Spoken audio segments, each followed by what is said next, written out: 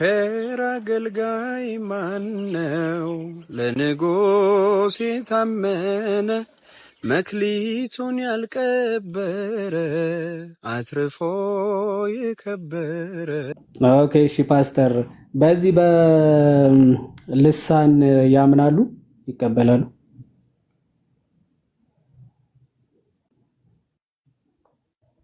አዎ በልሳን አምናለሁ። አሁን ያለው ልሳን ትክክለኛ ልሳን ነው ብለው ይቀበላሉ?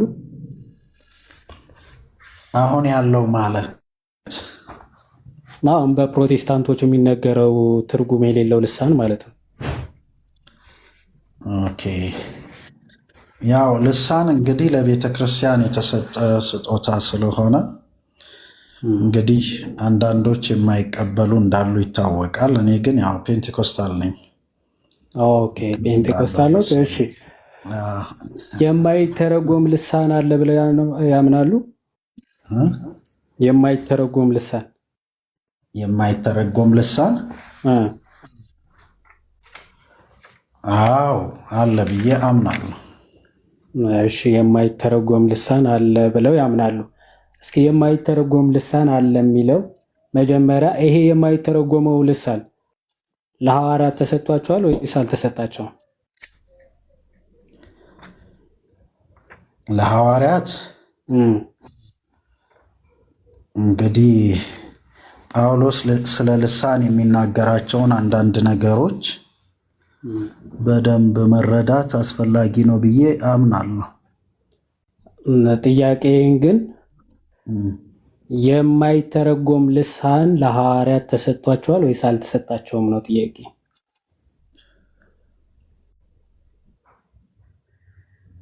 ለሐዋርያት የማይተረጎም ልሳን በአዲስ ኪዳን ቤተክርስቲያን ውስጥ የማይተረጎም ልሳን ነበረ። ፓስተር አሁን አውቀው ነው መሰለኝ ጥያቄ የማይተረጎም ልሳን ነበረ ወይም አልነበረም እኮ መለሱልኝ። አዎ የማይተረጎም ልሳን አለ፣ ተስማምተናል። ጥያቄ ይህ የማይተረጎም ልሳን ያሉት ለሐዋርያት ተሰጥቷቸዋል ወይስ አልተሰጣቸውም ነው ጥያቄ። ሐዋርያቶቹ አዲስ ኪዳንን ቤተክርስቲያንን ለማለት ነው። ሐዋርያት 12 ሐዋርያት ስለ 12 ሐዋርያት ነው እያወራ ያለው። ኦኬ፣ ስለ አዲስ ኪዳንን ማውራት አይሻልም? እነሱ ላይ ብሉይ ኪዳን ናቸው እንደ ሐዋርያቶቹ። ታዲያ የአዲስ ኪዳን መሰረቶች እኮ እነሱ ናቸው። ስለ አዲስ ኪዳን ማውራት አይሻልም ወይ? ባይዘው ለሐዋርያቶቹ ያልተገለጠ ያልተሰጠ መንፈስ እሱ ሌላ መንፈስ ነው ፓስተር፣ እሱን ሊያውቁት ይገባል። ስለዚህ ሐዋርያቶቹ ያን ስፒሪት አሁን እየተረዳው እንዳለውት ያ እንዳልተቀበሉ እየተናገሩ ነው፣ እየመሰከሩ ነው አይደል? አይ እኔ ሐዋርያቱ በጻፉት ጽሑፍ ላይ ቆመን የምናወራ ከሆነ በጣም መልካም ነው። ለምሳሌ ሐዋርያቶቹ በጻፉት መጽሐፍ መሰረት ሐዋርያቶቹ ቆይ ፓስተር ጥያቄ፣ ሐዋርያቶቹ በጻፉት መጽሐፍ መሰረት ሐዋርያቶቹ ራሱ ያንን የማይተረጎመው ልሳን ተሰጥቷቸዋል ወይስ አልተሰጣቸውም ነው? እንግዲህ ያው መጽሐፍ ልሳን የሚናገር ለእግዚአብሔር እንጂ ለሰው አይናገርምና ምስጢር የሆነውን በመንፈስ ስለሚናገረው የሚረዳው የለም ይላል። ጥያቄ አልተመለሰም። ሐዋርያቶቹ የማይተረጎም ልሳን ተሰጥቷቸዋል ወይስ አልተሰጣቸውም ነው ጥያቄ። ይኸው መልስ እኮ ነው። አሁን ምንድን ነው መልሱ? ተሰጥቷቸዋል ወይም አልተሰጣቸውም? ተሰጥቷቸዋል። በጣም አሪፍ። የቱ ጋር ነው የተሰጣቸው? አንደኛ ቆሮንቶስ ምዕራፍ 14 ቁጥር 2 ላይ እናንብበው። ድንገት መጽሐፍ ቅዱስ እስኪ ላውጣ። እስኪ ለሐዋርያቶቹ የማይተረጎም ልሳን ተሰጥቷቸዋል ይላል ወይም ደግሞ የማይተረጎም ልሳን ተናገሩ ይላል? ይኸው ቃል በቃል ምን ይላል መሰለህ ወንድሜ? በልሳን የሚናገር ለእግዚአብሔር እንጂ ለሰው አይናገርምና ይላል። ስለዚህ ጥያቄ ሐዋርያቶቹ የማይተረጎም ልሳን ተናገሩ ይላል ወይ? እሺ አንደኛ ቆሮንቶስን ብሉይ ኪዳን እናርገው። ሐዋርያቶቹ ፓስተራውንም ደግሜ ልጠይቆት፣ ሐዋርያቶቹ የማይተረጎም ልሳን ተናገሩ ይላል ወይ? ይኸው ጳውሎስ እኮ እያለን ነው። ሐዋርያቶቹ የማይተረጎም ልሳን ተናገሩ ይላል። ይሄ ጳውሎስ የሚናገረውን እኮ ነው እያነበብኩ ያለሁት። ጳውሎስ የሚናገረውን የማይተረጎም ነው ይላል። ሐሳቡን በግልጽ ይኸው ላንብበው። እሺ ላንብበው። አሁን ቆይ መጀመሪያ ፓስተር፣ አሁን ሐዋርያቶቹ የማይተረጎም ልሳን ተሰጥቷቸዋል የሚል ጭራሽ ሽታውም የለም። አሁን በልሳን መናገር ምን ማለት ነው የሚለው እያብራሩ ነው አይደለ? የሐዋርያቶቹ ጭራሽ ሽታው የለም የማይተረጎም ልሳን። ለምን? ይሄ እኮ ግልጽ የሆነ እኮ ነው። ስለ ሐዋርያቶቹ ቆይ መጀመሪያ ይሄ ክፍል ስለ ሐዋርያቶቹ ነው የሚያወራው ፓስተር? ስለ ልሳን ነው የሚያወራው። ስለ ሐዋርያቶቹ ያወራል። ስለ ልሳን ሐዋርያቶቹ ከጻፉት ውስጥ ነው። አይ ማን ጻፈው አይደለም፣ ስለማን ነው የሚያወራው ነው ጥያቄው። ስለማን ነው የሚያወራው? ስለ ሐዋርያቶቹ ግድ ማውራት አለበት ብለህ ታምናለህ እንዴ? ሐዋርያቶቹ ተሰጥቷቸዋል ብለው እኮ ስለ ሐዋርያ ማስረጃ ጠይቄት እኮ ነው ይሄን የጠቀሰው። ሐዋርያዊ ቅብብሎች ስንል የአዲስ ኪዳንን መጽሐፍት ነው እንጂ ግለሰቦችን አይደለም። ስለ ሐዋርያት ያወራል ወይ ታዲያ? እንዴ ሐዋርያት ነው የሚያወራው? ኦኬ ስለ የትኞቹ ሐዋርያት? ቆይ ስለ የትኞቹ ሐዋርያት ነው? የኔን ጥያቄ አንዴ ቆይ። ሐዋርያዊ መጀመሪያ ይመልሱና አይደለማ፣ ጥያቄን እያሸሸኸው ነው። እኔ እኮ ነኝ ጠያቄ። ቆይ ረስተውት ማለት እኔ ነኝ እየጠየቅኩ ያለሁት። ወዴት ተሸሸዋለሁ? ጥያቄ ይጠይቃሉ። ቆይ መጀመሪያ እንጨርስና እኔ ስጠይቅ ጥያቄው ሳያልቅ ወደ ጥያቄ የሚሄዱ ከሆነ መግባባት አይኖርም። ጥያቄ ይህን ክፍል ስለ ሐዋርያት ነው የሚናገረው አሉና እንግዲህ የቆሮንቶስ ሰዎች ሁሉ ደግሞ ሐዋርያት አደረጓቸው። በሚገርም ለቆሮንቶስ ቆይ አንዴ ለቆሮንቶስ ክርስቲያኖች የተጻፈ ነው ወይስ አይደለም? በትክክል ነው። ታዲያ ለምን ለሐዋርያቶቹ ነው አሉ? ለሐዋርያቶቹ ተጻፈ አይደለም። እንደዛ ነበርኩ ያሉት። እሺ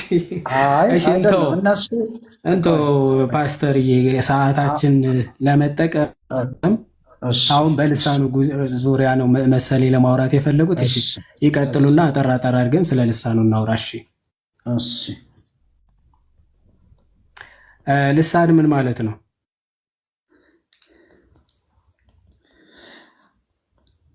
አሁን እየተወያየንበት ያለው ሐሳብ በልሳን ስለመናገር ስለሆነ እንደው ጥያቄያችሁን የአማርኛ ቋንቋ ካረጋችሁ ጥሩ አይደለም ማለት አልገባኝም። ቋንቋ እንዳይሆን ማለት ልሳን ሌላ ትርጉም አለው?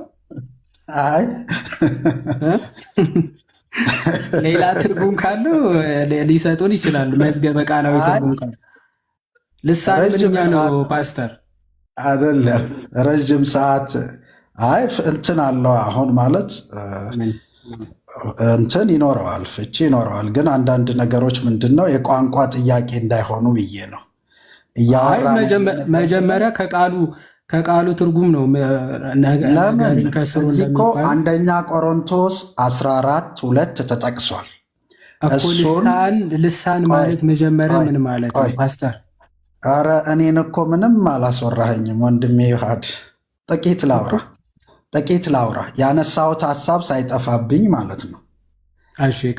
ያው እኔ አሁን ወይ አንተን ለማሸነፍ ወይ የሆነ እንትን ሳይሆን የገባኝን እውነት በጥቂቱ ለማስረዳት ከአንተም ደግሞ ለመማር ነው። እውነት ለመናገር እንደዛ ነው ሐሳቤ።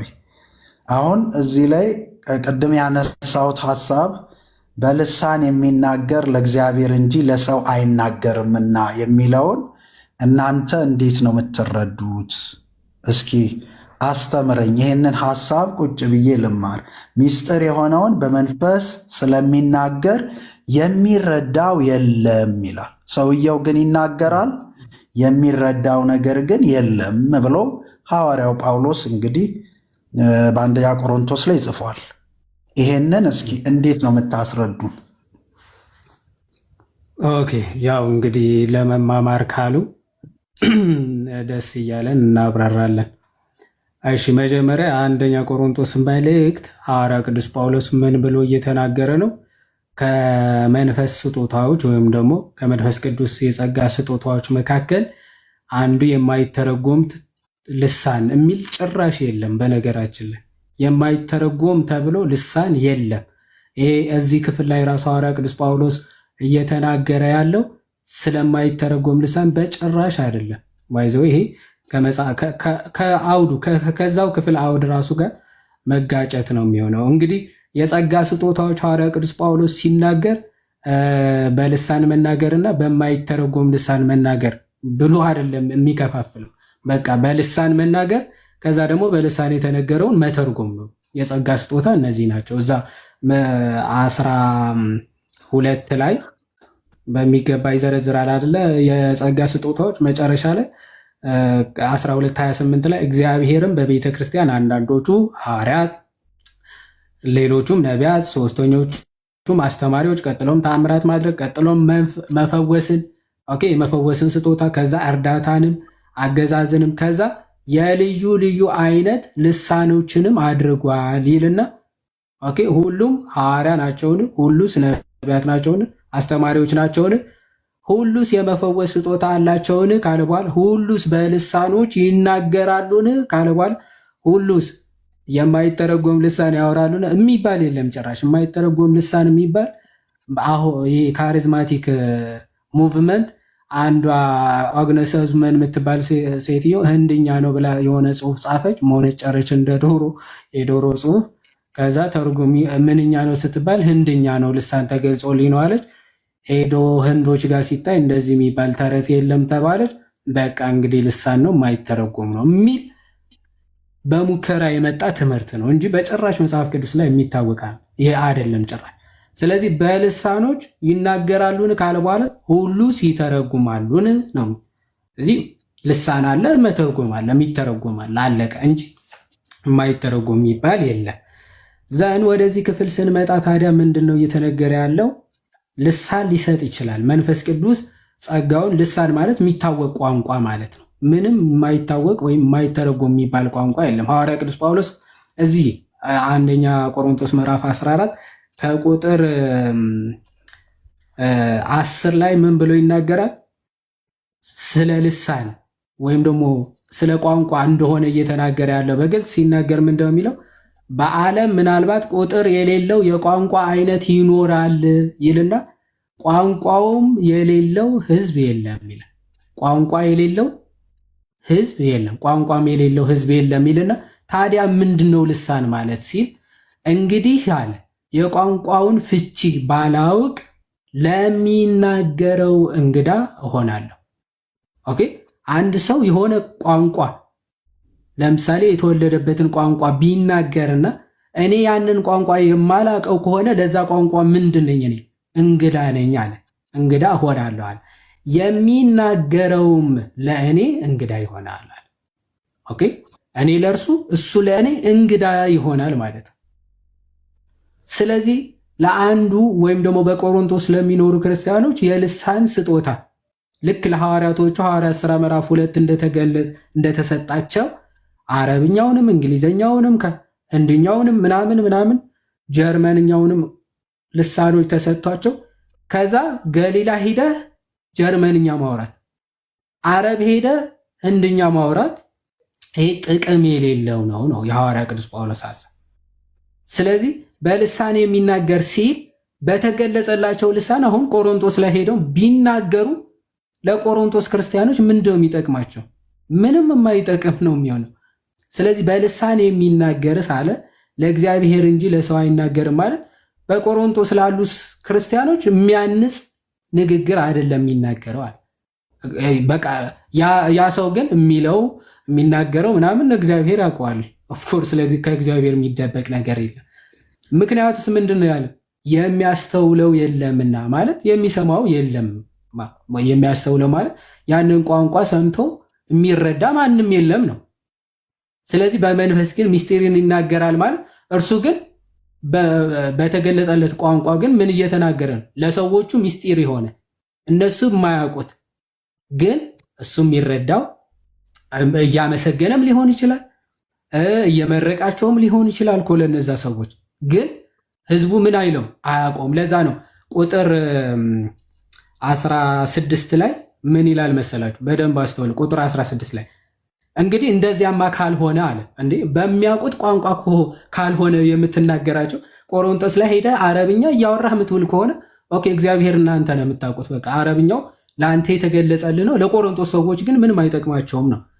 እንዲያ ካልሆነ በሚያውቁት የቆሮንቶስ ክርስቲያኖች ለምሳሌ ዕብራይስጥ ከሆነ የሚያውቁት በዕብራይስጥ ካልሆነ የምትናገራቸው ዝም ብለህ በአረብኛ የምትናገራቸው ከሆነ አለ አንተ በመንፈስ ብትባርክ፣ መንፈስ የሚለው እዚህ ጋር መንፈስ ቅዱስ የገለጠለትን ቋንቋ ማለት ነው፣ ወይም ደግሞ ልሳን ማለት ነው። በመንፈስ ብትባርክ አለ ባልተማሩት ስፍራ።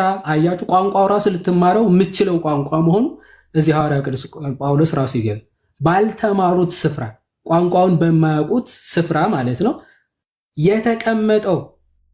አሁን ቆሮንቶስ ክርስቲያኖች ላይ ሄዶ በአረብኛ አለው አረብኛ ያልተማሩ ሰዎች ናቸው እነዛ ሰዎች፣ አረብኛ የማያውቁ ህዝቦች ናቸው። ባልተማሩት ስፍራ የተቀመጠው የምትለውን ካላወቀ፣ የምትናገረውን ቋንቋ ካላወቀው እንዴት አድርጎ አለ ለምስጋና አሜን ይላል? በቃ ባጭሩ አንተ ልሳን ስለተገለጸልህ ወይም ደግሞ የሆነ ቋንቋ መንፈስ ቅዱስ ስለገለጸልህ በማያውቁት ህዝቦች ጋር ሄደህ ታወራዋለህ ማለት አይደለም ነው። እንደዚያማ ከሆነ ዝም ብለህ የማያውቁትን ቋንቋ ሄደህ ተናግረህ አመስግነህ መርቃቸው ባርካቸው እግዚአብሔርን አመስግነህ ከዛ በኋላ ያን ቋንቋ ያልተማሩ ከሆኑ ህዝቦቹ አለ እንዴት ነው ላቀረብከው ምስጋና ለሰጠኸው ምስጋና አሜን ሊሉ የሚችሉ? በጣም በሚገርም ሁኔታ የፕሮቴስታንቶች አዳራሽ በልሳን ይናገራል፣ ምን እንደሆነ ሳያውቅ አሜን ይላል። ቀጥታ ከዚህ መጽሐፍ ራሱ የሚጋጭ ሀሳብ ነው። ዋይዘውን ጊፍቱን ላሰስፔንድ አድርጓል አካውንቱ እና ሪፖርት እየተደረገ ነው። አይ ዶንት ኖ ገስት ላይ ያለ ሰው ሪፖርት እያደረገ ይሁን ወይ ደግሞ ከታች አላውቅም። ሶ ኮፒ ሊንክ አድርጉለት አካውንቱ እንዳይዘጋበት። ያ እንዴ ክርስቲያኖች እጃችን ይህ ስራ እስከዚያ ጊፍቱን ላሰስፔንድ አድርጓል። ሪፖርት ነው ይመስለኛል። ጊፍት ሰስፔንድ ካረገ አይደል? አዎ እንደዛ እንትን ይላል። ተሜም የሆነ ሲመች ምናምን የሆነ ቪዲዮ ምናምን ትከፍታለህ እንትንም እሱም እንትን ይላል መሰለኝ ሪስትሪክሽን ሰጥቶኛል እና ዝም ብዬ እያየሁት ነው። በቃ ጥሩ እኔ ልክፈት። በቃ እንደዛ ከሆነ ለጊዜው እሺ። ይኸው ቁጥር 16 ነው እያነበብክ የነበረው። ስለዚህ በመንፈስ ብትባርክ ማለት በልሳን በቃ እያመሰገንክ ነው። እያመሰገንክ ነው። አንተ ታውቀዋለህ እኮ ምስጋና እያቀረብክ ነው። ግን ባልተማሩት ስፍራ የተቀመጠው አሁን ባልተማሩ ቋንቋውን በማያውቁ ስፍራ ቁጭ ብሎ ቁጭ ያለ ሰው ግን የምትለው ካላወቀ ምን እያወራህ እንደሆነ ካልገባውና ካላወቀ እንዴት አድርጎ ነው አሜን ራሱ ለምስጋና ኦኬ እየባረከ ነው እኮ እሱ እግዚአብሔርን እኮ እያመሰገነ ነው። ግን አንተ ይሄኛውን እኮ እኔም አምናለሁ። ይሁዲ እዛው 14 እኮ ነው ሐዋርያ ቅዱስ ጳውሎስ እኮ እያብራራ የሚመጣው እሱ ራሱ እኮ ነው። ግን እንትን እንዳይሆነ ድንገት አሁን ይሄኛውን በማህበር ውስጥ ስንሆን የሚተረጎም አይደለም። በማህበር ስለሚነገ አሁን እኮ ሐዋርያ ቅዱስ ጳውሎስ ዋና ሀሳቡ እኮ ልሳን ልክ እንደ ለሐዋርያቶቹ 72 ቋንቋዎች ተገልጸውላቸዋል። በነገራችን ላይ የማይተረጎም የሚባል ቋንቋ ሳይሆን የህዝቦች ቋንቋ ነው የተገለጸላቸው። ልክ እንደዚህ ለቆሮንቶስ ክርስቲያኖችም ቋንቋ ነው የተገለጸላቸው። ግን ያለ አግባብ መጠቀም ጀመሩ። ማለት አሁን አንዳንዱ አለ አይደለ ሾው ለማሳየት ብለው እንግሊዘኛ ስለሚችል ብቻ የሆነ ገጠር እየሄደ ምናምን እንግሊዘኛ ጣል እያደረገ ምናምን እንደ አክት የሚናገር ልክ እንደዛ ነው ያደረጉት። የቆሮንቶ ልሳን የሚናገር ለእግዚአብሔር ሰው ነው የሚናገር። ይሄ ደግሞ ማን ያስገባው? እንዴት ነው የገባው? እኔ የምልህ ምንድን ነው ተርጓሚ አሁን ለምሳሌ ልሳን ስጦታ አለ፣ ልሳንን የመተርጎም ስጦታም ደግሞ ተብሏል። ሁለቱም አለ በስጦታ ማለት ነው። ጳውሎስ ደግሞ ምን ይላል? በልሳን በምጸልይበት ጊዜ እዚሁ አንተ ምዕራፍ 14 ላይ መንፈሴ ይጸልያል ይላል። በልሳን በምጸልይ ጊዜ መንፈሴ ይጸልያል፣ አይምሮዬ ግን ያለ ፍሬ ነው ይላል። አይምሮ አያውቅም ነው የሚለው። ምእመኑን ሳይሆን ራሱ አይደለም እንደዛ አይደለም። 14 ፓስተር እታች ሄደዋል። እኔ እሱን 14 አንብቡ። 14 እሺ ዝም ብሎ ከመሃል እንደዚህ ቦግ ተደርጎ መጽሐፍ አይነበብም። ፓስተር እቺስ ለእርሱ አይነገርም። እሺ ከዚህ ጀምሬ ላንብበው። እሺ አሁን ሐዋርያ ቅዱስ ጳውሎስ ከዚህ ጀምሮ ፍቺውን ሁለት አሁን ለምሳሌ ስለ ዓለም ቋንቋ ነው እየተናገረ ያለው ከ10 ጀምሮ እንኳን ሰው ሆኖ እንትኖች እንኳን ግዑዛን የሚባሉ መለከት፣ መሰንቆ፣ ክራር እንኳን ድምፅ ካላወጡ ወይም ደግሞ የሚታወቅ ድምፅ ካላወጡ ለሚያወጡት ትርጉም የሌለው ከሆነ ለጦርነት ውጡ የሚለው የመለከት ድምፅ እንዴት ሰው ለጦርነት ሊያዘጋጀው ይችላል? ትርጉሙን ካልገባ ወይም ካላወቀው የሚል ተግሳጽ ነው የሚሰጠው። ስለዚህ አንተም ዝም ብለህ በማያውቁት ቋንቋ እስቲ ውጡ፣ ኧረ ለጦርነት ውጡ እያልክ ብትውል ሰውን ልታዘጋጀው ትችላለህ? አትችልም ነው ወይ? ከምን እያወራ ነው? ኦኬ እሺ፣ ስልክ ነው። ስለዚህ እንዲህ አለ፣ እንግዲህ የቋንቋን ፍቺ ባላቅ አለ እኔም ለእርሱ የሚናገረውም ለእኔ እንግዳ ይሆናል አለ። ቀጠልና 12 እንዲሁ ደግሞ እናንተ መንፈሳዊ ስጦታን በብርቱ የምትፈልጉ ከሆናችሁ አለ ቤተ ክርስቲያንን ለማነጽ እንዲበዛላችሁ ፈልጉ ይላል። ቤተ ክርስቲያን ማነጽና ራስህን ማነጽ። አሁን ፓስተር ልሳን የሚናገረው ሰውዬ ልሳኑ ራሱ ያውቀዋል ወይስ አያውቀውም? እንደ እርሱ አባባል አያውቀውም አይደል? ያልተተረጎመለት ከሆነ የማያውቅም አለ። ራሱ የሚናገረውም ለራሱ ተርጓሚ ያስፈልገዋል ማለት ነው። ሲናገር ለእግዚአብሔር ስለሚናገር እሱም ላያውቅ ይችላል። እሱማ ተናጋሪው እኮ ነው። ለእግዚአብሔር ነው የሚናገረው ማለት እዛ የሚሰማው ከሌለ እግዚአብሔር ብቻ ነው ምስጋናውን የሚሰማው። ምስጋና ስለማቅረብ ነው የሚናገረው። ምስጋና ስለሆነ ለእግዚአብሔር ምስጋና እያቀረበ ነው።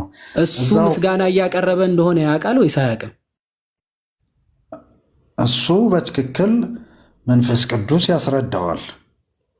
ምስጋና እያቀረበ እንደሆነ ምን እያለ እያመሰገነ እንደሆነ የሚያውቀው ቋንቋ ነው ማለት ነው አይደል? አይደለም። በልሳን የሚናገር ለእግዚአብሔር እንጂ ለሰው አይናገርም ብለን አይደል የጀመርነው? ከላይ እንዴ ተናጋሪ የሚናገረውን አያውቅም እንዴ? አሁን እኔ ለእርሶ እየተናገርኩኝ ነው ማለት እኔ የምናገረውን አላውቅም ማለት ነው እንዴ? ይኸው ጳውሎስ እኮ ነው ያለን ቁጥር 14 ላይ እኔ ማን ያለው እኮ አይደለም ፓስተር፣ ትክክል ነው ለእግዚአብሔር ነው የሚናገረው ብሏል።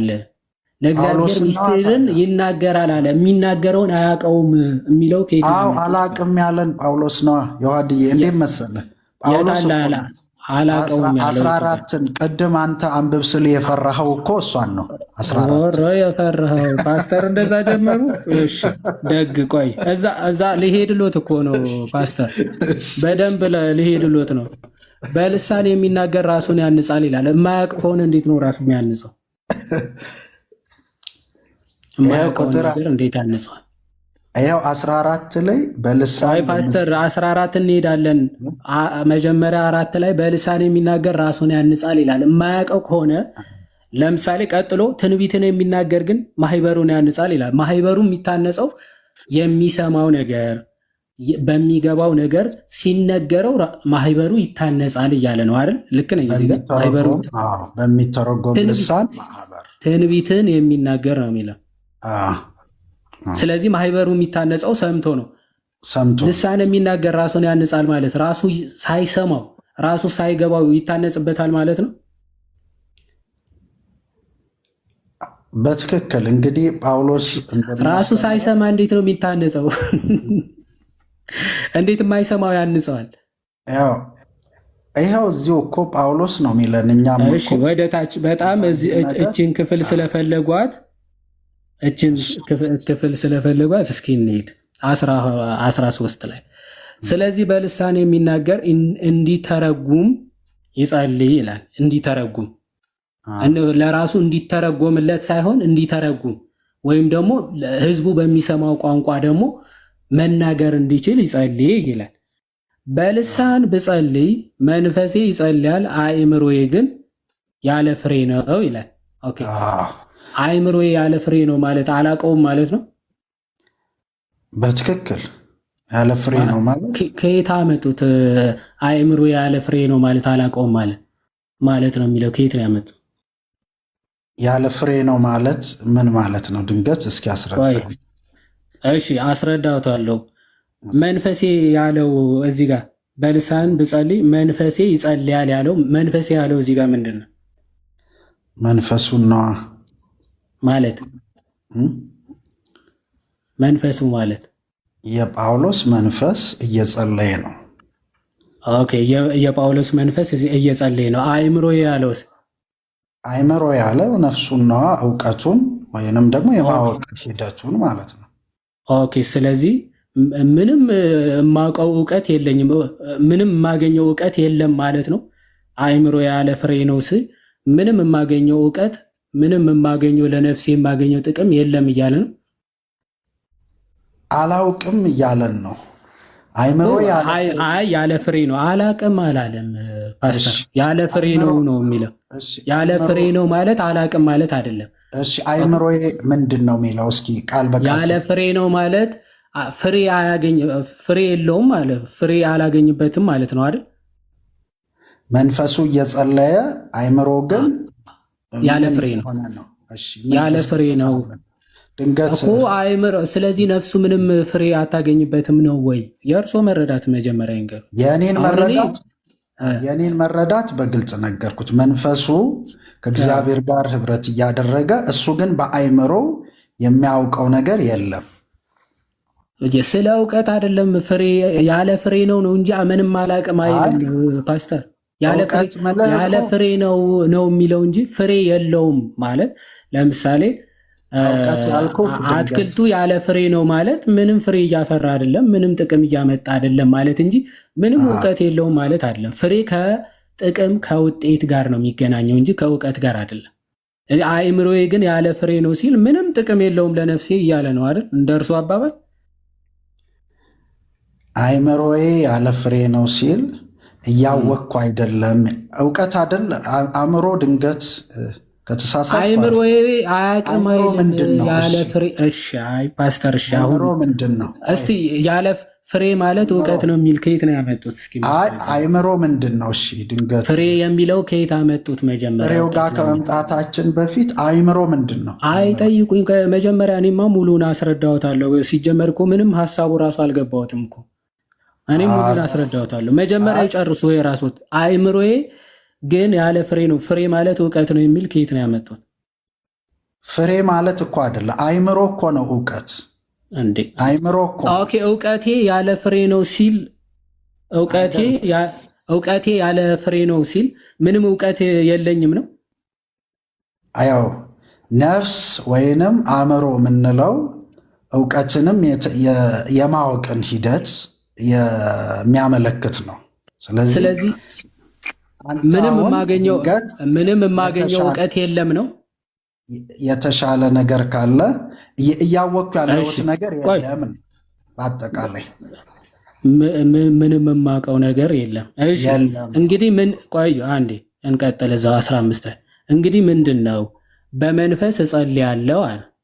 እሺ በመንፈስ እጸልያለሁ ምን ማለት ነው? በመንፈስ እጸልያለሁ ማለት መንፈሴ ይጸልያል ማለት ነው። መንፈሴ ይጸልያል አይደለም፣ በመንፈስ እጸልያለሁ ነው የሚለው። በመንፈስ እስኪ ሙሉውን አንብብልኝ ድንገት። እንዲያማ ካልሆነ ይላል። እሺ ቆይ እንግዲህ ምንድን ነው በመንፈስ እጸልያለሁ ይላል። በአእምሮ አትፍራዋ። በአእምሮንም አንብቡ፣ አትፍራ። እግዚአብሔር ይባርክ። ፓስተር ትልቅ ሰው ሆኖት አይደለ? አሁን መፍራት አለመፍራት መጀመሪያ እዚህ በመንፈስ እጸልያለሁ የሚለው ሳይፈቱ በአእምሮ ደግሞ ምን ያስፈራኛል? አሁን ይህን ፈተው እየፈቱ እንዲሄዱ እኮ ነው።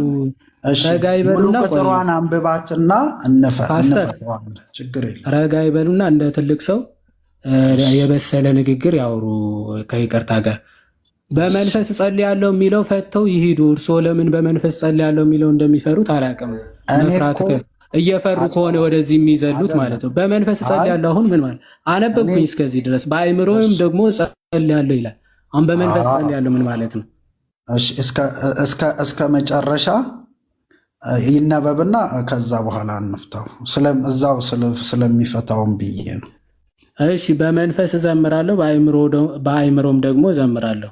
እሺ መለሱ ነው እዚህ ጋር። አሁን ይሄ ምንድነው? በመንፈስ እጸልያለሁ ሲል መንፈሴ ይጸልያል፣ በአእምሮም ደግሞ እጸልያለሁ ማለት እያሰብኩ እያወቅኩ በአእምሮዬ እጸልያለሁ ነው። በመንፈስ እጸልያለሁ ማለት ሳላውቅ ምንም ሳላውቅ እጸልያለሁ ማለት ነው። በመንፈሴ እኮ ነው። በመንፈሴ አይልም፣ በመንፈስ እጸልያለሁ ነው የሚለው ፓስተር። በመንፈስ ሲል እሺ፣ ይህንን አንተ የምትፈታው በእግዚአብሔር መንፈስ ብለህ ነው።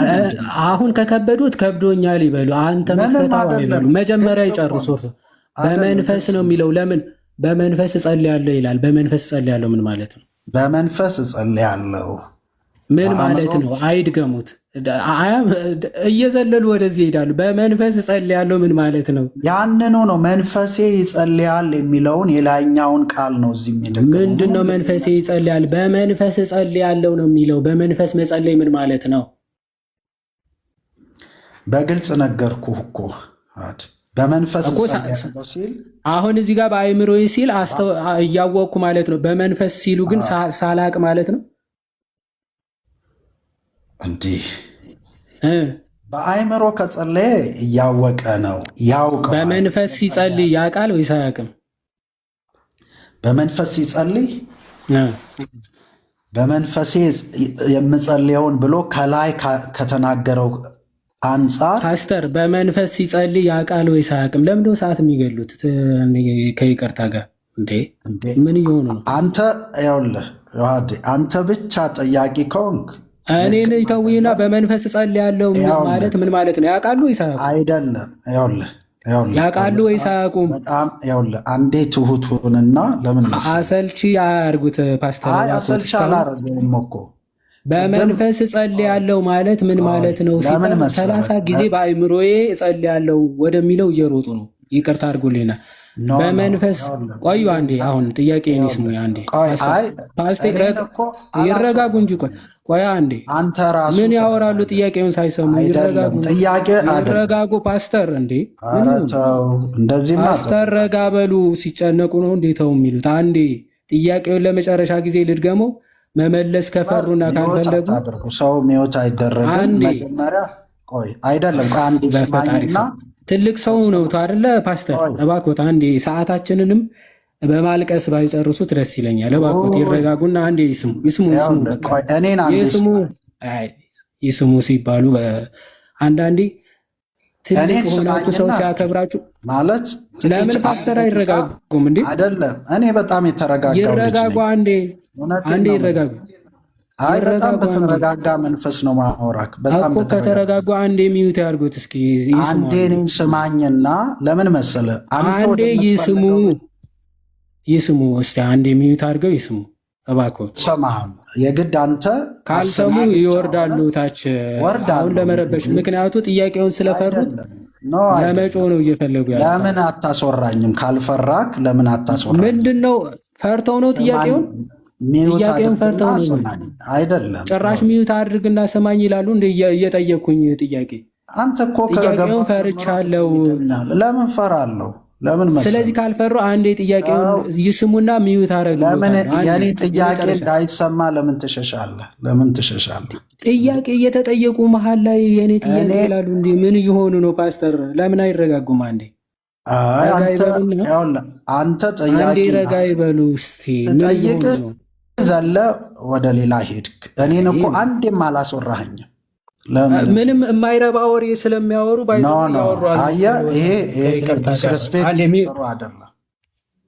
ዲስሪስፔክት አሁን እንደዚህ አድርጌ በቃ ሚዩት ላድርጎትና ሚዩት አድርገው ያዳምጥ ጥያቄው። የሚመልሱ ከሆነ ይመልሳሉ፣ የማይመልሱ ከሆነ ይውረዱ። ፈርተው በጣም ፈርተዋል። ሲጀመር ይሻሉታል። ፓስተር ሲጀመር እኮ ፓስተርነት በእድል ይታደላል። ችግር ነው። እሺ ይውረዱ። በቃ ሚዩት ያድርጉት አንዴ። አሁን ሰዓታችንን እንጠቀም እባክዎት። የማይመልሱ ከሆነ በመንፈስ እጸልያለሁ ማለት በመንፈስ ሲጸልይ ያውቀዋል ወይስ አያውቀውም ነው። በጣም ቀላልና አጭር ጥያቄ። ይሄን ላለመመለስ ምን አታካራ መፍጠር እኔ ልጠይቅ ብሎ ርዕስ ማስቀየርና እንዲረብሻ መፍጠር አያስፈልግም። እውነት ለመናገር በመንፈስ እጸልያለሁ ሲል በመንፈስ ሲጸልይ ያውቀዋል ወይስ አያውቀውም ነው። በቃ እቺ እኮ ነች ጥያቄ። ወይ ያውቀዋል ወይ አያውቀውም። ምክንያቱ በአእምሮ ደግሞ እጸልያለሁ ሲል በአእምሮ ሲጸልይ ያውቀዋል ይረዳዋል ማለት ነው ብለው ስለፈቱት በመንፈስ እጸልያለሁ ሲል ይረዳዋል ወይስ አይረዳውም? በቃ እቺ ነች ጥያቄ። በጣም ቀላል። ይህን እችን ደቂቃ ለመስማት ይህን ያክል ረብሻ መፍጠር ምናምን አያስፈልግም ነበር። ሰው አሁንም ፓስተር አልወረዱ። የሚመልሱ ከሆነ እችን ጥያቄ ይመልሱ። ከዛ የፈለጉትን ጥያቄ ይጠይቃሉ፣ እኔ ይመልሳሉ።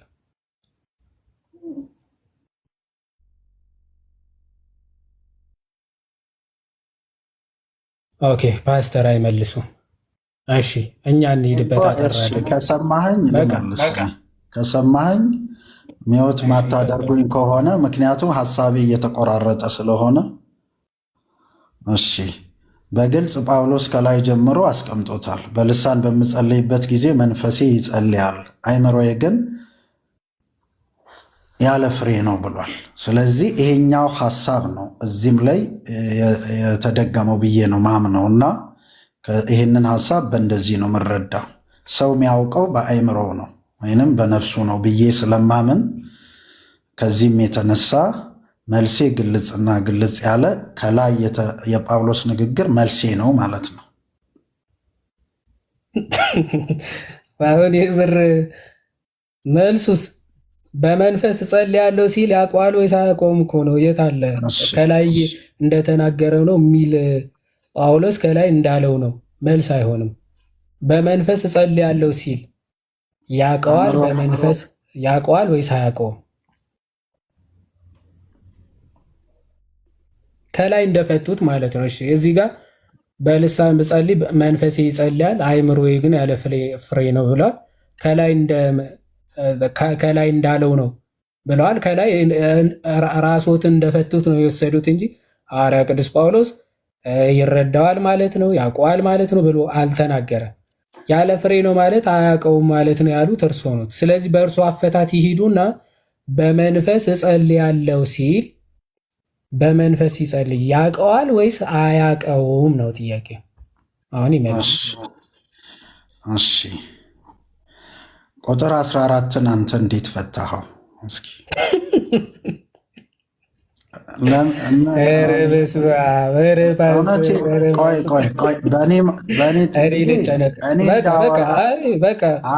ምንም እኮ ሊመልሱት እንደማይችሉት እኮ ከቅድም ጀምሮ እኮ ተረዳን። እውነት እንደዚህ ማለት እኮ ይቀላል። አላውቀውም ማለት ትልቅ መስ አይደለም። እሺ ይመልሱ ባጭሩ። አንዴ ፓስተር አላስወራኸኝም እኮ ኧረ በእግዚአብሔር አንዴ አላስወራኸኝም እያሉ ነው። ምንም እኮ እኔ ጥያቄ ስጠይቅ እስካሁን አውርተው እኮ ከላይ ሐዋርያ ቅዱስ ጳውሎስ እንዳለው ነው ማለት ነው መልሴ ብለው ካለቀ የሚያስቅ መልስ መልሰው ጨረሱ እኮ። ደግሜ ስጠይቅ አላስወራኸኝም እያሉ ነው። አሁንም በመንፈስ እጸልያለሁ ሲል የሚጸልየው አካል በመንፈስ ሲጸልይ ያውቀዋል ወይስ አያውቀውም? ለመጨረሻ ጊዜ ለመልስልህ። እሺ ወንድሜ ዮሐድ፣ እሺ በመንፈስ እጸልያለሁ ሲል ከላይ ከተነሳው ሐሳብ አንጻር አያውቀውም። አእምሮ ወይንም ነፍስ የእውቀት ቦታ ስለሆነ በአእምሮ የሚያደርገውን ነገር ነው ሰው በትክክል ማወቅ መረዳት የሚችለው ለማለት ነው። መልሴ ማለት አሁን አታስቆመኛ። አልጨረሱም? እሺ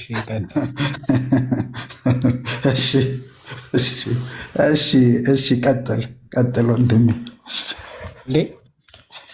አስጨርሰኝ ብለው ይጨርሱ። ካልጨርሱ አይ በቃ ቀጥል። አረ ይጨርሱ። በኋላ ደግሞ አላስጨረስከኝም እንዳይሉ። ኦልሬዲ መልሱ በመንፈስ ሲጸልይ አያውቀውም የሚል መልስ ይሻለው። ትክክል ነኝ? እንደዛ ነው ያሉት አይደል? ልክ ነኝ? እሺ በዚህ አውድ መሰረት ነው በምዕራፍ 14 በዚህ አውድ መሰረት አዎ በምዕራፍ 14 እዛው እንሄዳለን። እሺ እንዲያማ ካልሆነ ይላል አንተ በመንፈስ ብትባርክ ይላል። አንተ በመንፈስ ብትባርክ ምን ማለት ነው?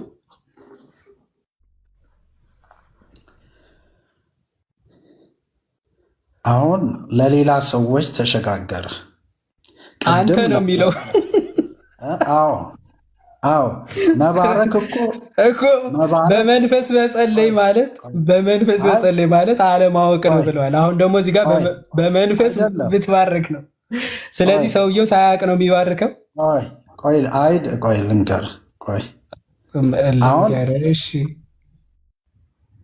አንደኛ መደብ አለ፣ ሁለተኛ መደብ አለ፣ ሶስተኛ መደብ እያልን ይህንን ነገር እንመለከተዋለን። አሁን መባረክ ወደ ሌላ አካል እየተሻገረ ነው። በመንፈስ የሚለው ነው። አሁን ሐዋርያ ቅዱስ ጳውሎስ በመንፈስ መጸለይ፣ በመንፈስ መዘመር፣ በመንፈስ መባረክ የሚሉ ሀሳቦች ነው። ብትባርክ የሚለው አሁን እዚህ ጋር በመንፈስ እጸልያለሁ አለ፣ በመንፈስ እዘምራለሁ አለ፣ በመንፈስ ብትባርክ ደግሞ አለ። አሁን በመንፈስ መባረክ ምን ማለት ነው? ሳያውቅ ነው፣ ሳታቅ ማለት ነው።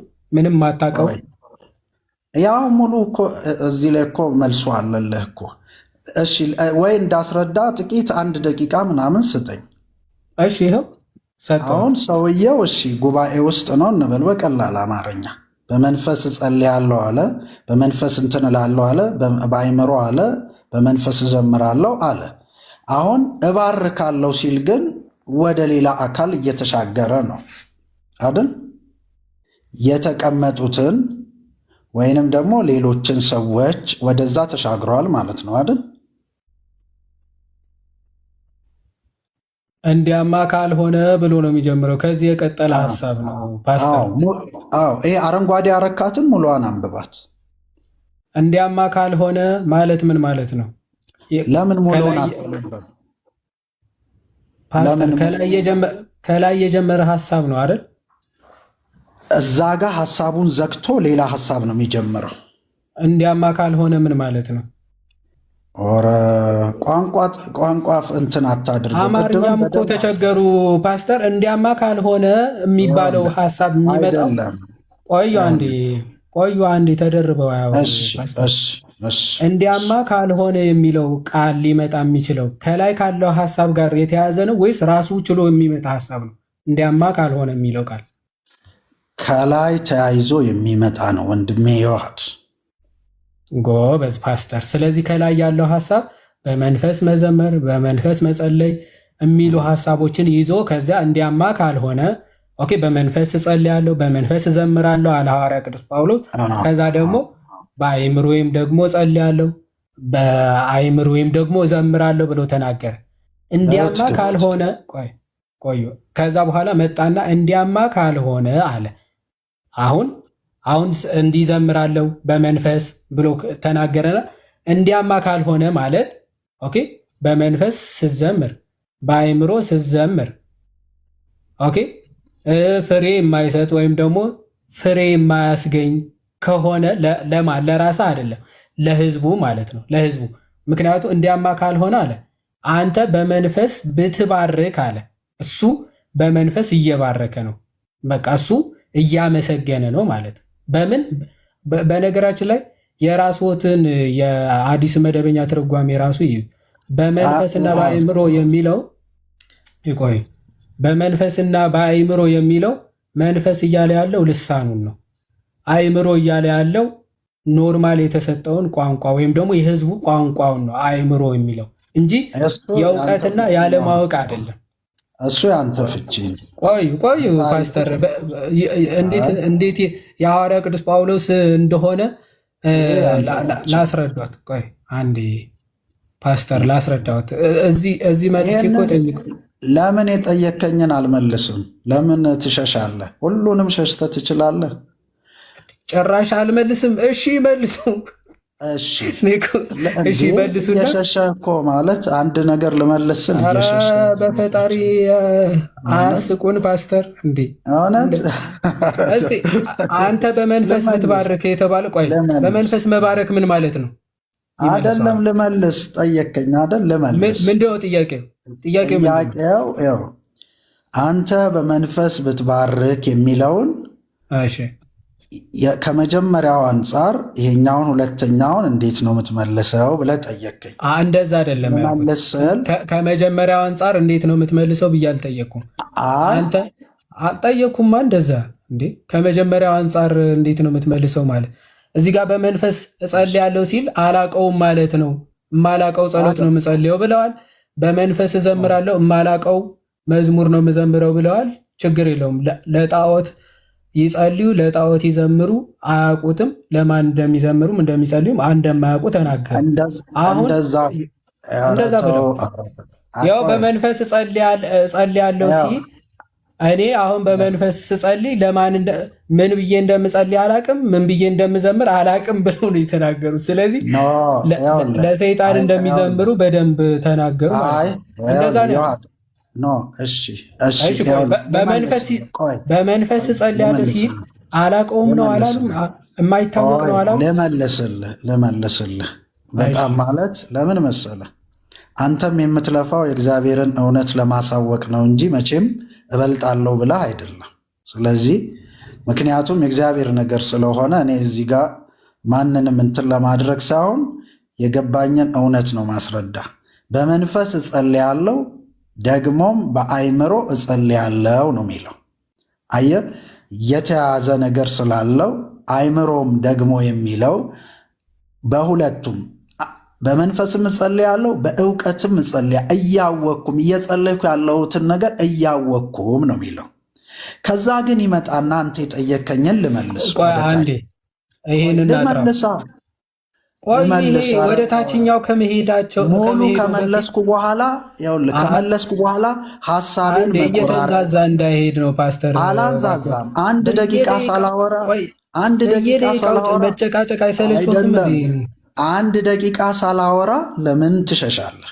አንድ ደቂቃ ሳላወራ አላወራውም። ይኸውልህ በጣም ደቂቃ ሊያዝሎት እንጂ እንደዚህ እያለቀሱ እንኳን ገባ ነው የሚሆነው። አንድ ደቂቃ አይቀጥም። እንደዚህማ እንትናት ያው እኔ መንፈሳዊ ነው ብዬ በመከባበር ነው እንጂ አንድ ደቂቃ ይጠቀሙ እባክዎት። ምንማ እንደዚህ ጥሩ አይደለም። አይ ምንም ለቅሶ የለም። እኔ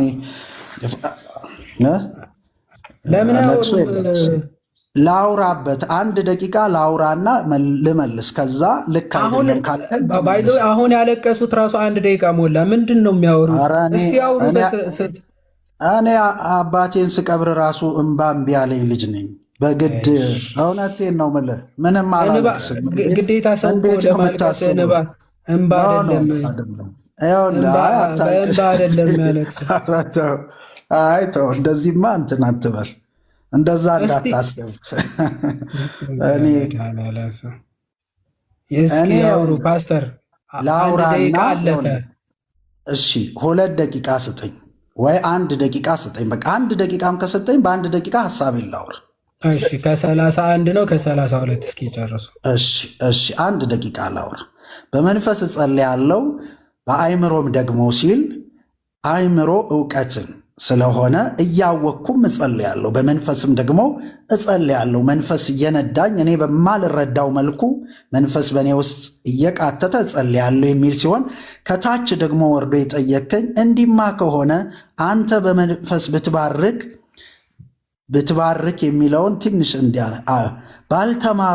ባልተማሩት ስፍራ የተቀመጡ የምትለውን ካላወቁ እንዴት አድርገው ለምስጋና አሜን ይላሉ? ምክንያቱም በመንፈስ ብትባርክ እኮ ሰዎቹ አያውቁም፣ ስለዚህ ሊሰሙ አይችሉም። ስለዚህ በአይምሮ ደግሞ መባረክ አለብህ፣ ወይንም ደግሞ በአይምሮ ማለት በሚታወቅ ማለት ነው። በትክክለኛ ግልጽ በሆነ ሰዎቹ በሚያውቁት ቋንቋ ልትባርክ ይገባል የሚል ሐሳብ ነው የሚያስተምረው። በመጀመሪያው ላይ ስለ ግለሰብ ሲሆን፣ ሁለተኛው ላይ ደግሞ ማህበሩንም ምዕመኑንም በተመለከተ ያስቀመጠው ሐሳብ ነው። የመጀመሪያውም ልክ ነው፣ የሁለተኛውም ልክ ነው። የመጀመሪያው ለግል ሲሆን ነው፣ የሁለተኛው ደግሞ እንደ ማህበር ሲሆን ነው ማለት ነው። ሐሳቤን በግልጽ ከተረዳኸው 1 ደቂቃ ሰጠኸኝ። ይኸው በ1 ሰዓት ውስጥ 1 ደቂቃ አወራሁ። አመሰግናለሁ። በየመሃሉ የሚያወሩት እንደ ነፋስ ለማንም እንደሚያወሩ ነው የሚቆጥሩት። እውነት ለመናገር እንደ ልሳን ነው የሚቆጥሩት መሰለኝ። ልሳን እንደዚህ። እሺ ልቀጥል። አሁን ባይዘው እኔ ምንም እያወራሁ አይደለም፣ ጥያቄ ነው የምጠይቀው። የሚመልሱት እርሶ ነው፣ ግን አያስወራኝም ብዬ አሁን ደግሞ ቆይ አንዴ መጀመሪያ የተናገሩት ላይ ልጠይቆትና ከዛ እኔ አብራራ። ይሄንን የኔን ሀሳብ ተቃውሞ ኧረ በመድኃኒዓለም ጭቅጭቅ አይውደዱ ፓስተር፣ አንዴ ይስሙ እባክዎት። ትላልቆች አይደል እንዴ እባክዎት። እሺ በመንፈስ እጸልያለሁ ሲል ሐዋርያ ቅዱስ እንደ እርሱ አፈታት ምንም የማውቀው ነገር የለም፣ ግን በማላውቀው ቋንቋ እጸልያለሁ ማለት ነው አይደል? በማይገባኝ ነገር እጸልያለሁ አይደል? በትክክል ልንገር፣ ይሄንን ልመልስ አይደል? ነው ወይስ አይደለም? እባክዎት ነው ወይስ አይደለም? አብራርተውታል። አሁን አብራርተው ድጋሜ ላብራራው ሊሉ ነው። እሺ 10 ሰከንድ። እሺ 10 ሰከንድ ነው ወይስ አይደለም ይበሉኝ። በልሳን የሚናገር ለእግዚአብሔር እንጂ ለሰው አይናገርም። ሚስጥር የሆነውን የሚረዳው የለም። ሚዩት ያርጉት። ሲጀመር እኮ እንማማር ብለን እንጂ ትክክለኛውን ትምህርት ዝም ብለን ብናስተምር ይሻላል። በቃ ሚዩት ያርጉትና ያዳምጡ። በቃ ከዛ ጥያቄ ካለ እንቀበል። እንደዛ ይሻላል። ችግር ነው እኮ ባይዞ ማይክ ስትለምድ ከባድ ነውና። እሺ አሁን ልቀጥል። በልሳን ብጸልይ መንፈሴ ይጸልያል፣ አይምሮዬ ግን ያለ ፍሬ ነው ሲል ሐዋርያ ቅዱስ ጳውሎስ እየተናገረ ያለው በማህበርና በልሳን ተናጋሪው መካከል መሆኑ የምታውቁት ለዛ ነው። ከፍ ብለን እንዲሁ ደግሞ እናንተ መንፈሳዊ ስጦታን በብርቱ የምትፈልጉ ከሆናችሁ ቤተ ክርስቲያንን ለማነጽ እንዲበዛላችሁ ፈልጉ የሚለው ቤተ ክርስቲያንን ማነጽና ራስን ማነጽ የሚሉት ሀሳቦች ላይ ነው ሐዋርያ ቅዱስ ጳውሎስ ፎከስ አድርጎ እየተናገረ ያለው። ምክንያቱም ከላይ ምን አለ? በልሳን የሚናገር ቢኖር ራሱን ያንጽ አለ፣ ማህበሩ ግን አይታነጽም ብሎ ነበራል። ስለዚህ ማህበሩን ወይም ቤተ ክርስቲያንን ለማነጽ አብዝታችሁ ፈልጉ አለ ሐዋርያ ቅዱስ ጳውሎስ። ስለዚህ በልሳን የሚናገር እንዲተረጉም ይጸልይ ሲል ምን ማለት ነው? ማህበሩ በማያውቀው ቋንቋ የሚናገር ሰው ካለ ወይም ደግሞ የሚናገረው ቋንቋ ማህበሩ የማያውቀው ከሆነ ማህበሩ በሚያውቀው ቋንቋ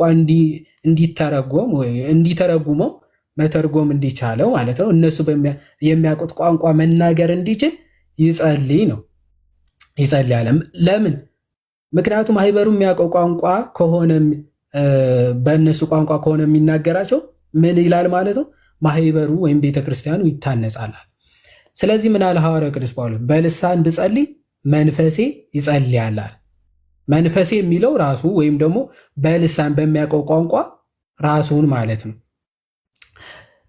አእምሮዬ ግን ያለ ፍሬ ነው ሲል አእምሮ እያለ ያለው ማህበሩ ማለት ነው። የሚያውቀው ማህበሩ የሚያውቀው የሚረዳው በማይረዳው ስለሆነ በልሳን ነው እየተናገረ ያለው። ሰው መንፈሱ ወይም ራሱን ያንጻል። ነገር ግን አእምሮ እየተባለ ያለው ህዝቡ በሚረዳው በኮመን ቋንቋ ህዝቡ በሚያውቀው ቋንቋ ግን ካልሆነ ህዝቡ ያለ ምንድን ነው? ማህበሩ ወይም ቤተክርስቲያኑ ያለ ፍሬ ነው ማለት፣ ፍሬ አይታነጽበትም ማለት፣ ማህበሩ አይታነጽበትም ማለት። ቀጠለና እንግዲህ ምንድን ነው አለ፣ በመንፈስ እጸልያለሁ ወይም ደግሞ እኔ በተገለጠልኝ ቋንቋ በተገለጠልኝ ልሳን እጸልያለሁ፣ ከዛ ደግሞ በአእምሮ ደግሞ እጸልያለሁ ሲል ህዝቡ ወይም ደግሞ ኖርማሊ ራሱ በተወለደበት ባደገበት በሚታወቅ ቋንቋ ማለት ኮመን በሆነ ቋንቋ በመንፈስ እዘምራለሁ በአእምሮ ደግሞ እዘምራለሁ። እዚህ አንተ አዲስ በተሰጠ በልሳን ልታመሰግን ትችላለህ። ከዛ ደግሞ በተወለድክበት የራስ በሆነ ቋንቋ በተማርከው ቋንቋ ታመሰግናለህ። እንግዲህ እንደዚያ ካልሆነ ግን ምን ማለት ነው? እንደዚያ ካልሆነ በተገለጠልህ ቋንቋም የምትዘምር የምታመሰግን ካልሆነ ባደግክበት በተወለድክበት ቋንቋ የምታመሰግን የምትዘምር ካልሆነ እንዲያ ካልሆነ ምንድን ነው? አንተ በመንፈስ ብትባርክ በተገለጠልህ ልሳን እያመሰገን ብታመሰግን፣ ነገር ግን ባልተማሩት ስፍራ ይላል። ይኸው አሁን ለእሱ እኮ በመንፈስ ነው የተገለጠለት ወይም ደግሞ አዲስ የተሰጠው ልሳን ቋንቋ እኮ ነው። ነገር ግን ባልተማሩት ቋንቋውን ያልተማሩት ሰዎች የተቀመጠው የምትለውን ካላወቀ ነው። አሁን ያልተማሩት ቋንቋውን ያልተማሩ ሰዎች አሉ። ለአንተ ተገልጾልህ ነው። ቋንቋውን ደግሞ እነዛ ሰዎች ወይ ተምረው አላገኙትም ያንን ቋንቋ። ስለዚህ የምትለውን ካላወቀ አንተ የምትናገረው ቋንቋ ካላወቀ ያ ህብረት ማለት ያ ማህበር እንዴት አድርጎ ለምስጋናህ አሜን ይላል እኮ። አንተ እያመሰገንክ እኮ ነው። አንተ ታውቀዋለህ። አሁን በፓስተር አስተሳሰብ በመንፈስ ብትባረክ ሲባል በመንፈስ እየባረክ ነው። በመንፈስ ማለት አታውቀውም። አንተ ራስህ ሲጀመር አንተ ራሱ አታውቀውም ነው። ኖ ሐዋርያ ቅዱስ ጳውሎስማ እዚህ አለ፣ አንተማ እኮ መልካም ታመሰግናለህ አለ። አንተ እኮ በጣም በቃ ምስጋና እኮ ነው እያመሰገንክ ያለው። ሌላው ግን ምን አይልም፣ አይታነጽበትም። ሌላው ግን አይታነጽበትም ማለት ሌላው ግን የማያውቀው ቋንቋ ነው ማለት። ምስጋና ይሁን ስድብ ይሁን ኦኬ አይታወቅም ለህዝቡ ለማህበሩ ማለት። ስለዚህ አይታነጽበትም ነው። ሌላው አንተማ ምን እያረክ ነው? እያመሰገንክ ነው አለ ሐዋርያ ቅዱስ ጳውሎስ። ይኸው ሰውየውማ ያውቀዋል ምን እያደረገ እንደሆነ፣ ምን እያለ እንደሆነማ በሚገባ ያውቀዋል። አንተማ መልካም ታመሰግናለህ ማለት እንዴ ምን እያልክ እንደሆነ በሚገባ ታውቀዋለህ። እግዚአብሔርን እያመሰገንክ ነው። አንተማ ጥሩ እኮ ነው። ግን አንተ ብቻ ነህ የምታውቀው ያን ቋንቋ፣ ማህበሩ አያውቀውም። ስለዚህ ማህበሩ አይታነጽም፣ አንተ ብቻ አንተ ትታነጻለህ ማለት ለእግዚአብሔር ትናገራለህ ማለት ይህንን። ኦኬ ማህበሩ በማያውቀው ልክ እዚህ 300 ሰው አለ። 300 አማርኛ የሚያውቅ ቢሆን እኔ መጥቼ ፍራንስኛ እልል ያለ ምስጋና እግዚአብሔርን ባመሰግን ብዘምር ብጸልይ ምንድን ነው የሚለኝ ሐዋርያ ቅዱስ ጳውሎስ? አንተ እኮ መልካም ነው የምታመሰግነው፣ እያመሰገንክ ያለው እኮ እግዚአብሔርን ነው። ግን ማህበሩ ምን አይታነጽበትም። በቃ እዚህ ያለ 300 ሰው ምንም የሚጠቅመው ነገር የለም። ምክንያቱም እምለው አልገባውም፣ አላወቀው። ከዛ በኋላ ይቀጥልና ከሁላችሁ ይልቅ በልሳኖች እናገራለሁ እግዚአብሔርንም አመሰግናለሁ አለ። ነገር ግን ሌሎችን ደግሞ አስተምር ዘንድ በማህበር 1000 ቃላት በልሳን ከመናገር ይልቅ 5 ቃላት በአእምሮዬ ልናገር እወዳለሁ አለ። አሁን በልሳን ከምናገር በአእምሮዬ ብናገር ምን ማለት ነው? ኦኬ እያስተዋልኩ ብናገር፣ ይሄ ሳላስተውል ዝም ብዬ ከምቀባጥር እያስተዋልኩ ልናገር እያለን ሐዋርያ ቅዱስ ጳውሎስ የምር በማህበር መካከል ዝም ብሎ ሳያስተውል የሚናገር ይመስላችኋል? ሐዋርያ ቅዱስ ጳውሎስ አይደለም። በልሳን 1000 ከምናገር ሲል ህዝቡ ማህበሩ በማያውቀው ቋንቋ ዝም ብዬ 1000 ቃላት ከማወራ አእምሮ ያለው ይኸው የህዝቡ ቋንቋ ነው፣ ወይም ኮመን የሆነ ቋንቋ ህዝቡ የሚናገረው ኮመን ቋንቋ መሆኑ የምታውቁት በምንድን ነው? 5 በአእምሮ ልናገር እወዳለሁ ሲል 5 ህዝቡ በሚናገረው ቋንቋ ብናገር ማለት ነው። ምክንያቱም ወንድሞች በአእምሮ ሕፃናት አትሆኑ እያለ ይሄዳል። ከክፋት ነገር ሕፃናት ሆኑ እንጂ በአእምሮ የበሰሉ ሆኑ እያለ ይናገር። ስለዚህ ምንድነው ህዝቡ ሊያውቀው በሚችል ህዝቡ ሊረዳው በሚችል ማህበሩ ሊያንጽ በሚችል ነገር 5 መናገር ይበልጣል። ማህበሩ ምን ይላል? ሰምቶ ይታነጽበታል። ማህበሩ ይታነጻል። ኦኬ፣ ማህበሩ ይታነጻል። 1000 ልሳን ቢናገርስ ምን ይታነጻል? ህዝቡ በቃ ራሱ ብቻ ይጠቀማል። ኦኬ፣ ከዛ አንጻር የሚታይ ነው። ይቀጥልና ሌሎችን ልሳኖች በሚናገሩ ሰዎችና በሌላ አንደበት ለዚህ ህዝብ እነግረዋለሁ፣ እንዲህም ቢሆን አይሰሙኝም ይላል ጌታ ተብሎ በሕግ ተጽፏል። በሌሎች ልሳኖች ሌሎችንም ልሳኖች በሚናገሩ ሰዎችና አሁን ስለ ልሳን ጥቅም በቃ የትንቢቱ መፈጸም ራሱ ሲናገር 21 ላይ ይጨርሰዋል። ትንቢተ ኢዩኤል ላይ ሌሎች ልሳኖች በሚናገሩ ሰዎችና በሌላ አንደበት ለዚህ ህዝብ እናገረዋለሁ ማለት ምን ማለት መሰላት? ሌሎች ልሳኖች በሚናገሩ በገሊላ ሰዎች ሐዋርያት ሌላ ልሳን አይደለ? ለምሳሌ አንድ ቋንቋ ብቻ ነበር አይደለም የሚያውቁት፣ ግን በማይናገሩት ቋንቋ ማለት ባልተወለዱበት፣ ባልተማሩት፣ ባላደጉበት ቋንቋ ለዛ ህዝብ ተናገሩ። ለማን?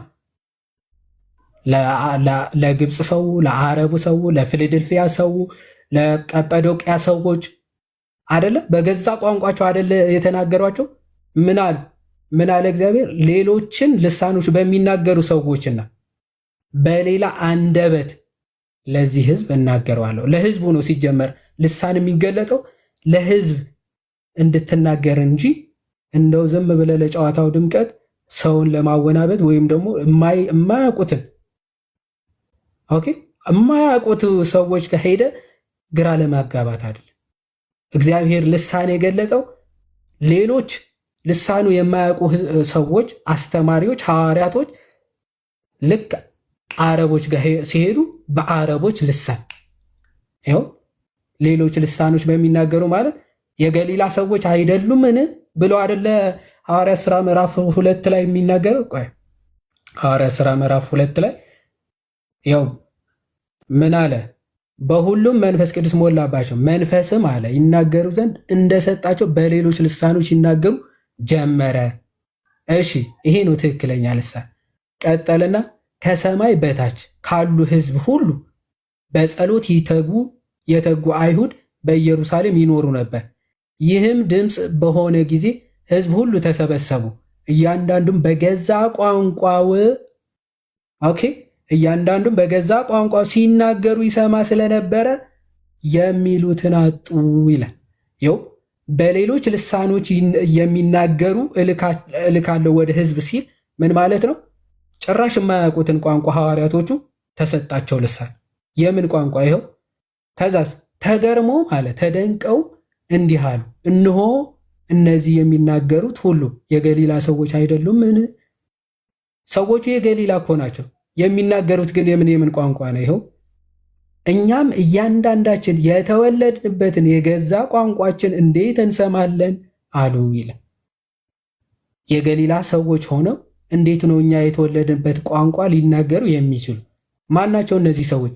የጳርቴና፣ የሜድ፣ የኤሌሜጤም ሰዎች በሁለት ወንዝም መካከል በይሁዳም በቀጰዶቅያም በአንጦስም በእስያም እነዚህ ሰዎች በሚናገሯቸው ቋንቋዎች መጥተው የገሊላ ሰዎች ተናገሩ። በቃ እሱ ነው። አንደኛ ቆሮንቶስ ምዕራፍ 14 ላይ ምን አለ? መጨረሻ ላይ እችን ተናግሬ መምህር ብሩክ ያጠቃልሉታል። ምን አለ? ሌሎች ልሳኖች በሚናገሩ ሰዎችና በሌላ አንደበት ለዚህ ህዝብ እናገረዋለሁ። ለህዝቡ ነው በቃ የሚናገረው። እንዲሁም ቢሆን አይሰሙኝም ይላል ጌታ እግዚአብሔር እንደተባለ እንግዲያስ በልሳኖች መናገር አለ ሐዋርያ ቅዱስ ጳውሎስ።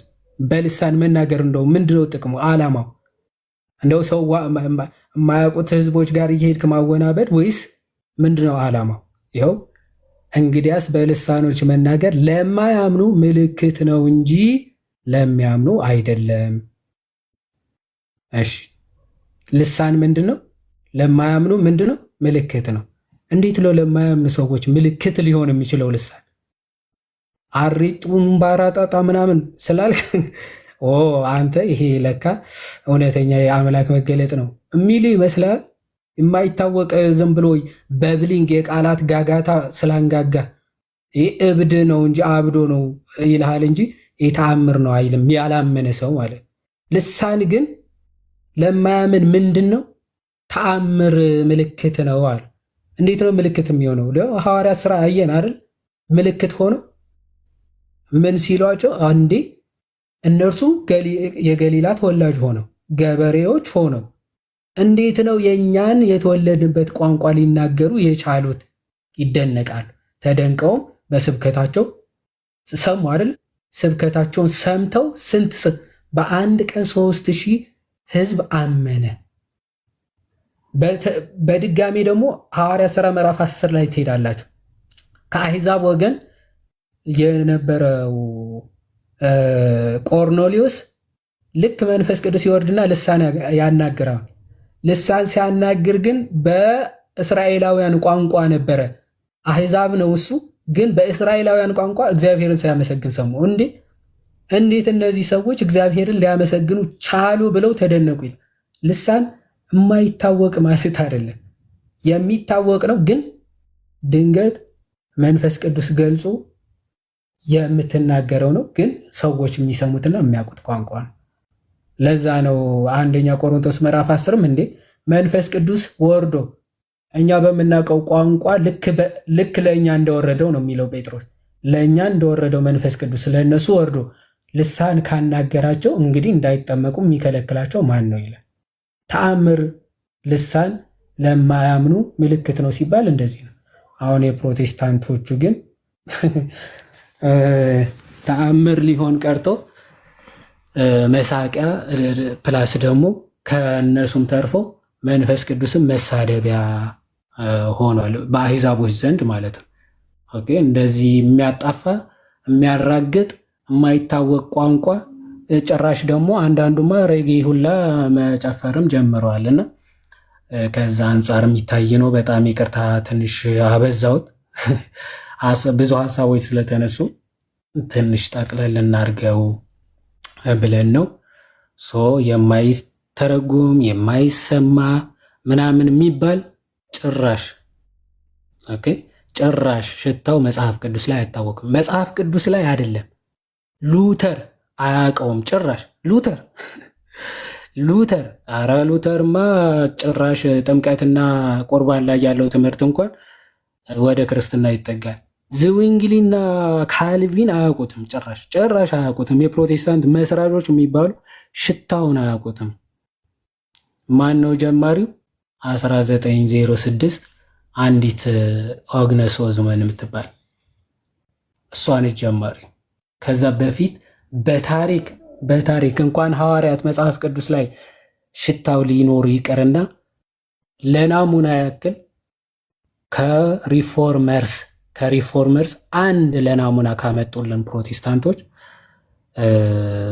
ምን አካውንታችን እንሰጣለን ብል። እሺ አመሰግናለሁ። እግዚአብሔር ይስጥልኝ። መምህር ብሩክ እና ተሜ ሰመራይዝ አድርጉት። የሆዴ ቃለ ሕይወት ያሰማልን። ጥሩ ቆይታ ነበረን። ፓስተርም ጥሩ ነው እንድንማማር መንገዱ ነዋልና እኔ 3 ነገሮችን አጠር ያሉ ነገሮችን ልናገር። የመጀመሪያው የጸጋው መሰረት ምንድን ነው? ልሳን ጸጋ ሆኖ ለቤተ ክርስቲያን ወይንም ለሐዋርያት የተሰጠበት መሰረታዊ ምክንያት ምንድን ነው የሚለውን ከመናገር ልጀምር። እንግዲህ ልሳን ስንል ቅድም በሰፊው ሲነገር እንደነበረው ቋንቋ ነው። ያ ቋንቋ ለቤተ ክርስቲያን መጀመሪያ መንፈስ ቅዱስ በመውረዱ ለሐዋርያት ጸጋ ሆኖ የተሰጠ ነው። የዚህ ጸጋ መሰረት ግን ምንድን ነው ካልን ክርስቶስ ለሐዋርያት የሰጠው ተልእኮ ነው። ይሄ ተልእኮ ምንድን ነው ካልን የማርቆስ ወንጌል ምዕራፍ 16 ቁጥር 17 ላይ ወንጌልን ለፍጥረት ሁሉ ስበኩ የሚል ትልቅ ተልእኮ አለ። እንግዲህ ሐዋርያት ወንጌልን ለፍጥረት ሁሉ መስበክ አለባቸው። ፍጥረት ሁሉ የሚናገረውን ቋንቋ ማወቅ አለባቸው።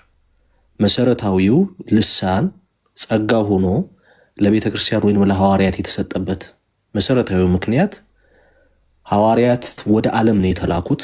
የተላኩበት ዓለም ደግሞ የተለያየ ቋንቋና ባህል ያለው ዓለም ነው።